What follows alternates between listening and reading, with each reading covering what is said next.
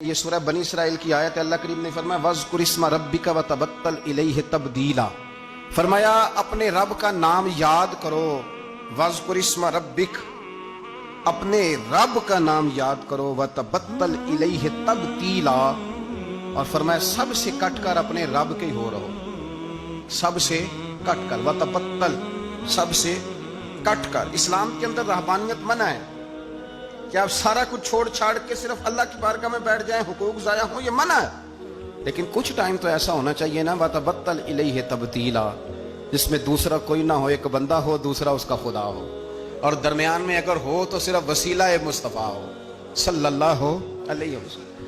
تو میرے نبی پاک صلی اللہ علیہ وسلم کے غلاموں، یاد رکھنا، ہمیں یہ حکم دیا گیا، ہمیں یہ بتلایا گیا کہ وَاذْكُرِ اسْمَ رَبِّكَ وَتَبَتَّلْ إِلَيْهِ تَبْتِيلًا، کہ اپنے رب کا نام یاد کرو اور سب سے کٹ کر اپنے رب کے ہو کے رہو۔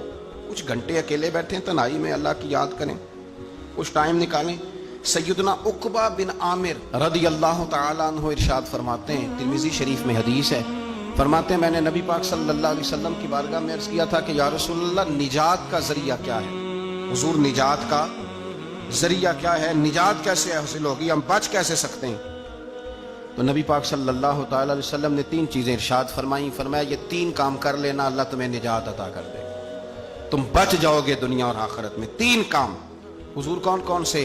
فرمایا کہ اپنی زبان کی حفاظت کرنا، دوسرا رسول کریم صلی اللہ علیہ وسلم نے فرمایا تمہارا گھر تمہارے لیے بہترین جگہ ہے، آوارہ نہ پھرنا، بلا وجہ نہ گھر سے نکلنا، بغیر سبب کے نہ گھومتے پھرنا، تمہارا گھر تمہارے لیے بہترین جگہ۔ تیسرا نبی پاک نے فرمایا جو خطائیں تم نے کی ان پہ رویا کرو، اللہ کی بارگاہ میں رویا کرو ان خطاؤں پہ۔ تو تھوڑا سا اپنے گھر میں رہ کر عبادت کا مزاج بنانا، تقوی کی طبیعت بنانا۔ میں نے بہت پہلے کہا تھا کہ بچوں کو نماز کی عادت اب ہوتی ہے جب اپنے گھر کے اندر ہم خود نماز پڑھتے ہیں۔ آپ گھر میں نماز پڑھیں گے تو بچوں کو نماز کا مزاج بنے گا، ان کو عادت ہوگی، تو تمہارا گھر تمہارے لیے بہترین عافیت کی جگہ ہے، نجات کا رستہ ہے۔ ابن ماجہ شریف میں ایک بڑی خوبصورت روایت ہے، حضرت عبداللہ ابن عمر رضی اللہ تعالیٰ عنہ فرماتے ہیں کہ ہم نے نبی پاک صلی اللہ علیہ وسلم کے ساتھ مغرب کی نماز پڑھی تو کچھ لوگ نماز پڑھ کے چلے گئے اور کچھ بیٹھے رہے، یعنی قرآن شریف پڑھتے رہے ہوں گے، اذکار کرتے رہے ہوں گے، درود و سلام پڑھتے رہے ہوں گے، وظائف کے اندر لگ گئے۔ کچھ لوگ بیٹھے رہے،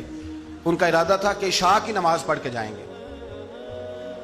آپ فرماتے ہیں تھوڑی دیر کے بعد ہی نبی پاک علیہ السلام دوبارہ تشریف لے آئے۔ ایک دفعہ حضور مغرب پڑھا کے چلے گئے، پھر آ گئے، اور دوبارہ حضور اتنی تیزی کے ساتھ آئے کہ سانس مبارک نبی پاک کا پھولا ہوا تھا۔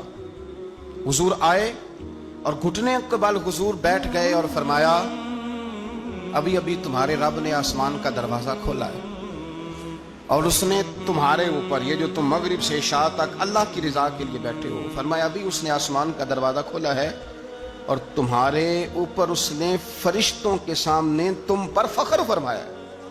اور رب کریم نے فرمایا فرشتوں دیکھو میرے بندے، ایک فرض پڑھ لیا ہے اور دوسرے کے انتظار میں بیٹھے ہوئے، یہ دیکھو میرے بندے، خدا خود میرے مجلس بو، دیکھو میرے بندے، دیکھو ہم تو مائل بکرم ہیں، کوئی سائل ہی نہیں، راہ دکھلائیں کسے راہ روے منزل ہی نہیں۔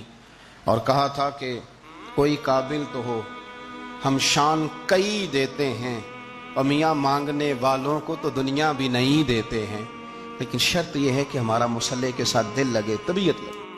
چلو سیکھیں قرآن، چلو سیکھیں قرآن، کیسا ہے اجر سنا ایک حرف قرآن جو پڑھے، کیسا ہے اجر سنا ایک حرف قرآن جو پڑھے، ایک نیکی ایسی ملے اس کے جو برابر ہے۔ قرآن پاک کا پڑھنا، دیکھنا، سننا سب باعث ثواب، اس کے احکامات پر عمل کرنا مومنوں کے لیے باعث نجات،